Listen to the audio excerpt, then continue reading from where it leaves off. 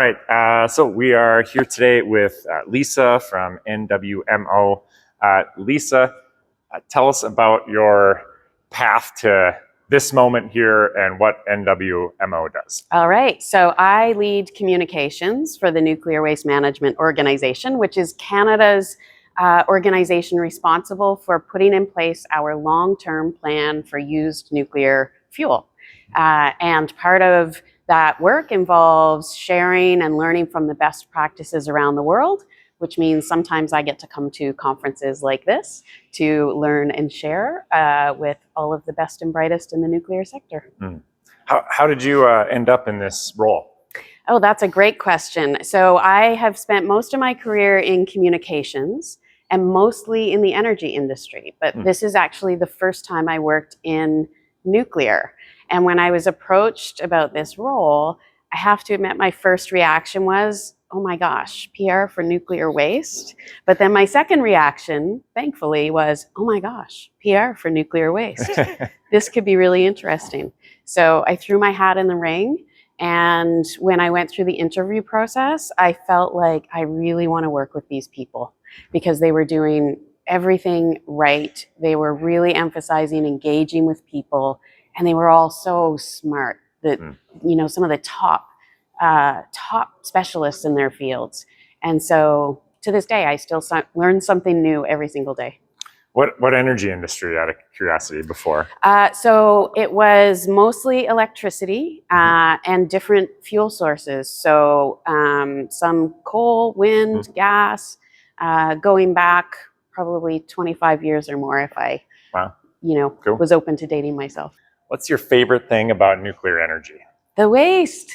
Nuclear waste is the best because it is, well, there's a few reasons. One is there's not a whole lot of it. So I carry around can-do fuel pellets in my pocket, and one of these will power a home for 100 years.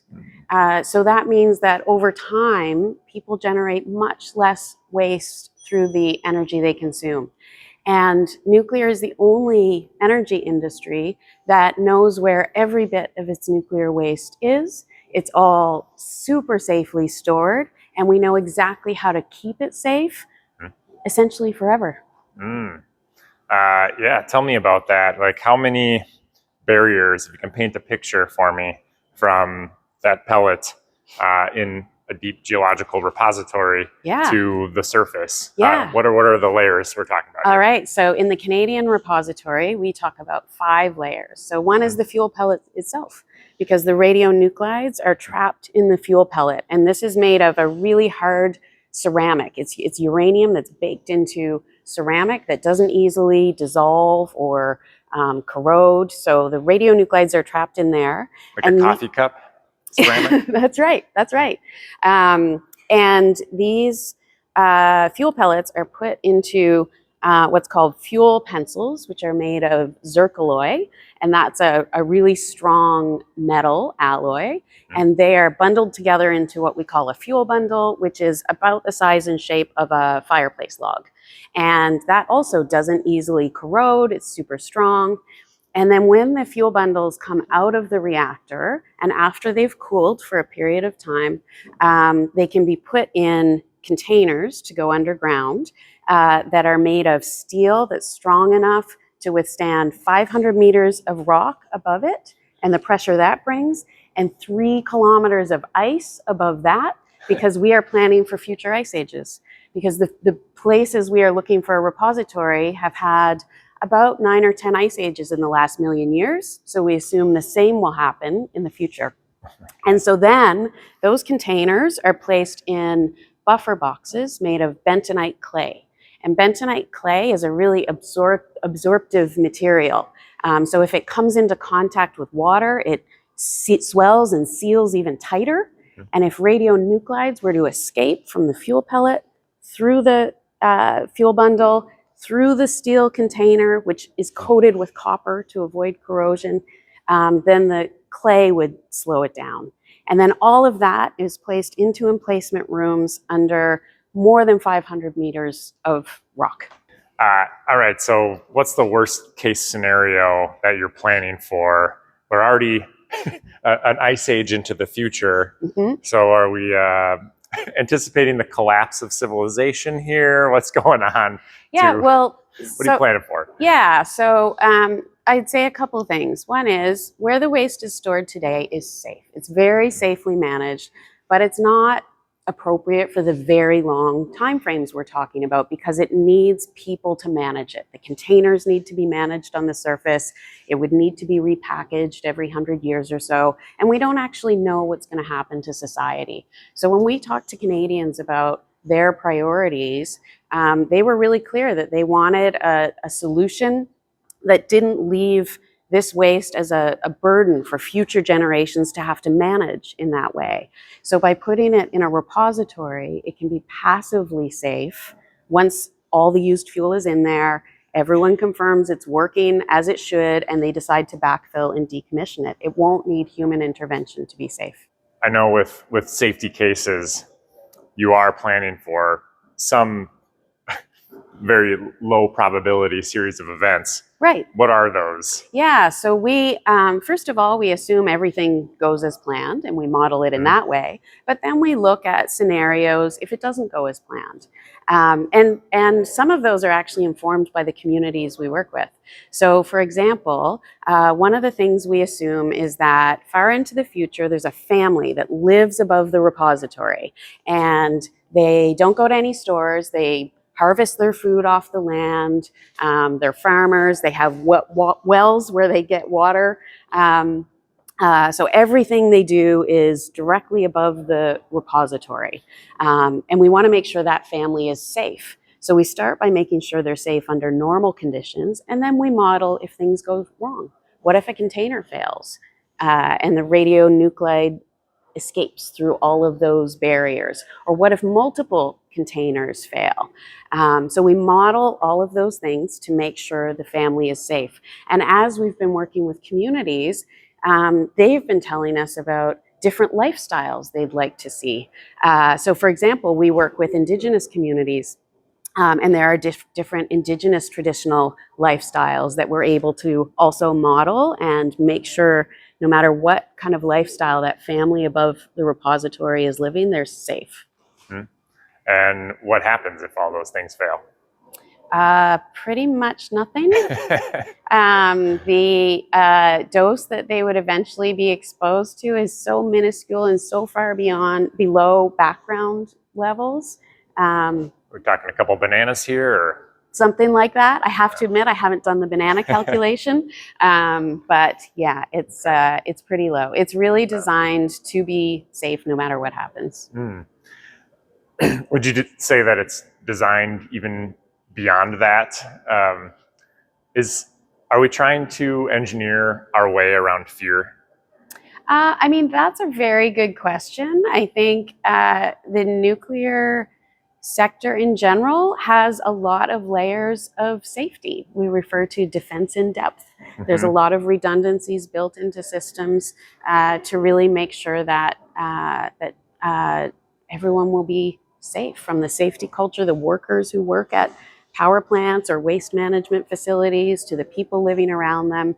And one of the ways we think about safety also includes social safety, so perception of safety and what that means to people. And so we factor that into our thinking as well.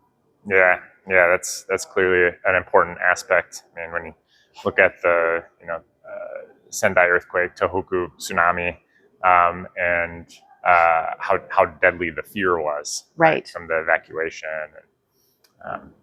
That's an important thing to consider. What's the most common misconception you hear about nuclear power, and how do you address it? Oh, that's a good question. A lot of people have learned what they know about nuclear from The Simpsons, and without realizing it. And so there are misconceptions that the waste we're dealing with is liquid, or that it glows in the dark, or that it's stored in yellow barrels. And one of the most effective ways to address that is to show people what it looks like, to carry around fuel pellets and show them what an actual fuel pellet looks like, or models of the fuel bundle itself, which is just a pretty boring tube of metal that looks kind of like the shape of a fireplace log. So when people can see it for themselves and pick it up and touch it and realize, oh, this isn't what I thought it was, that can be the start of a really good conversation about what it actually is. You're reminding me of the Cobra facility in the Netherlands, which has an art museum around their spent fuel. Are there plans for some tourism, some nuclear waste tourism as part of the DGR? Yeah, actually. So one of the parts of our project is a center of expertise.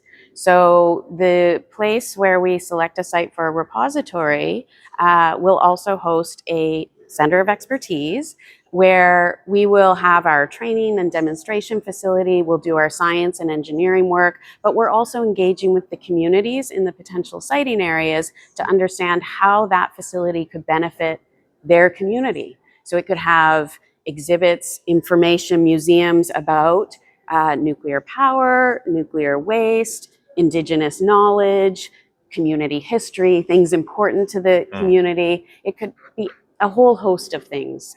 It could also include facilities important to the community, like extra meeting rooms or things like that. So we're in the process right now of working with communities to understand what's important to them, so we can define what that facility would look like in their area if that's where we site the repository. Man, well, I'd love to come for a tour. What's your hottest take on nuclear? Hottest take on nuclear? Oh my goodness. I think nuclear has such a bright future and an important future. It's the conversation around nuclear right now is different than it's been since I've joined the sector because of the role it can play in climate change and the fact that solutions for the waste, which is the thing everyone always asks about, are being implemented in countries around the world. There's tremendous momentum. Well, what are your thoughts on this conference? I think this conference is amazing. I'm so happy I came. There are so many really smart, accomplished young professionals here that I'm learning from. And I think that if the future of nuclear is in their hands, we are in very good shape. Still burning lots of gas and coal over in Alberta? I sure hope not. We're seeing lots of interest in nuclear from across the country. So the potential is there. It's really up to, I guess, the people making decisions about what to do next to determine where nuclear will go. I think there's just so much potential. Yeah, well, it seems like you guys are making that a little bit easier by having an answer to the end of the fuel cycle. One more question I forgot to ask earlier. Is the waste designed to be retrievable at all? Yes. So one of the things Canadians told us when we asked them what was important about how we manage used nuclear fuel for the long term was a few things. One was that this generation take responsibility for the waste. Safety and security has to be front and center. And also that the plan is adaptable to changes in technology and society because we're implementing over such a long period of time, generations. And within that, they said they'd like the used fuel to be retrievable. So that was an important part of the plan. There were different views on why that is. I like to divide it into the optimists and the pessimists. So the pessimists said something's going to go wrong down there. You're going to need to go in there and get it out and fix things up. The optimists said that used fuel could be a gift to a future generation. It maybe could be used to retrieve more energy out of it. So that is something we're building into the repository. That said, I will say it's probably more practical if small modular reactors go ahead that are able to reuse the fuel to simply not put it into the repository, divert it for that purpose, and then we would stand by to take the high-level waste that results. Because we're implementing over such a long period of time, even once we build the repository and start operating it, which would be in the 2040s, it will take about 50 years to move all of the CANDU fuel that we're projecting from the existing facilities. So there's lots of time to come up with new, better technologies that could use that. And then, like I said, we would take any high-level waste that results. Yeah. Any advice to countries that are still trying to figure out their nuclear waste solutions, like the U.S.? Yeah, I mean, keep at it and learn from others. There is a real international community of experts that are keen to share their experiences. It's in all of our interests to always use the best available science, technology, and experience. So play well with others. Thank you so much, Lisa. Thank you so much. Really appreciate it. It was fun getting to know you a little bit at this conference. And you. Yeah, hopefully we'll see you again at a future one. I hope so. And I hope we can get you to Toronto so you can see some of the great work that we're doing in our proof test facility just outside the city. Would love to. All right. Sounds good. Fabulous. Thanks.